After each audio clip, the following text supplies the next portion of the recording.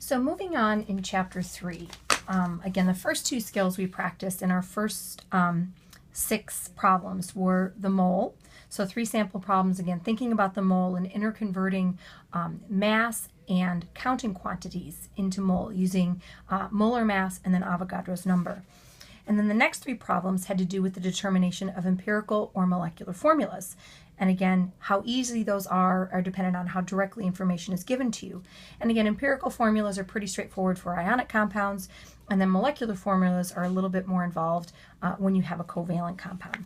So the next skill that we're moving on to, and we only have one problem that we're going to practice as a sample problem for this, but it is really important to have lots of practice with this, is balancing equations. And we're going to balance it for a combustion reaction, and we'll talk about the challenges of balancing things with a combustion reaction, or for that matter, any problem where you have oxygen coming in as a diatomic molecule, so coming in as an even number, but then at the end coming out and producing water. That's always going to have one oxygen for that. So we'll see that in the challenges of balancing this problem. But only one problem that we'll practice for balancing equations. So I encourage you to practice lots of different equations for this, because having a balanced chemical equation is absolutely essential to calculating any stoichiometry problems. And we'll see that as we move forward. So I have one sample problem that we'll work through here, but again, I would encourage you to practice several more problems. And I will try to post a couple more examples of balancing chemical equations that aren't necessarily a combustion reaction. Okay, so again, this problem has us write a chemical equation, and we need to be able to write components that are written for us as words, not chemical formulas. So again, incorporating some information from chapter 2. So within cylinders of a car engine, the hydrocarbon octane, one of many components of gasoline, mixes with oxygen from the air and burns to form carbon dioxide and water vapor. So this is our typical combustion reaction, as we have a fuel, which in this case is octane, so C8. H18. Combustion means to combine with oxygen. So again, this is a gas. Our octane is a liquid. And we produce carbon dioxide and water. So an important skill for this problem is recognizing what the chemical formulas are for these two substances. So CO2 gas for carbon dioxide, and then they tell us water vapor. So this is H2O as a gas. Now we need to go ahead and balance this. And so again, a couple of problems come in here. We have water that is produced with 1 oxygen. Okay, so there's 1 oxygen atom for each molecule of water. But oxygen comes in as 2 atoms, right, as a diatomic oxygen molecule. So as we'll see in a minute, that becomes problematic as we try to balance this, but I'll show you an easy way to remedy it as we move forward. So you usually want to leave things like oxygen to balance to last, because we can see that oxygen is present in only one species on the left, but many species on the right. So when you start balancing equations, and this is why it'll be important that I try to put a couple more problems up with balancing equations, start with species that are simple.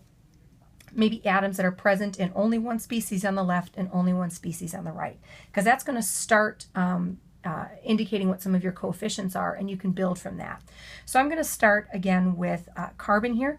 Carbon being 8 on the left, I'm going to have 8 carbon dioxides on the right.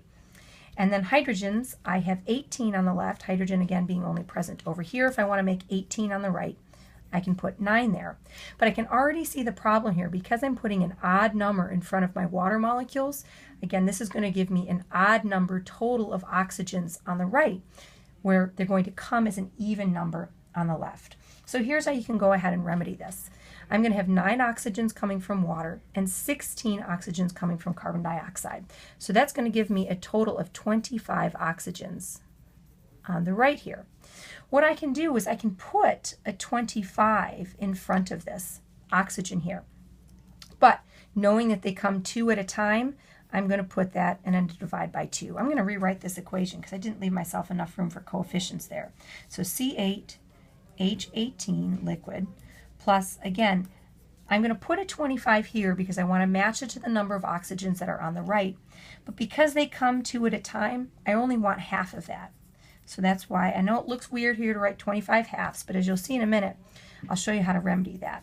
Plus 8 CO2 gas plus 9 H2O gas. So right now, in terms of atoms, this is balanced. But balanced chemical equations tend to have whole numbers. So again, this is a fraction. So how do we remedy this as a fraction? We're going to multiply everything by 2. So we're going to scale up. So 2 octanes. Now this is going to be 25 O2. But because we scale everything up on the right here as well, we still maintain that equality. So again, I might not specifically balance another sample problem, but as we go through some other sample problems, I might give you tips or strategies for balancing the chemical equations that come with those sample problems. But look to your homework problems to practice lots of balancing equations. Problems 357 and 359 were two that were assigned on balancing chemical equations, and they'll have equations that are different from just kind of a standard combustion reaction. But balancing chemical equations, absolutely essential to being able to move forward and do stoichiometry problems, because how we change who we're talking about is through a balanced chemical equation.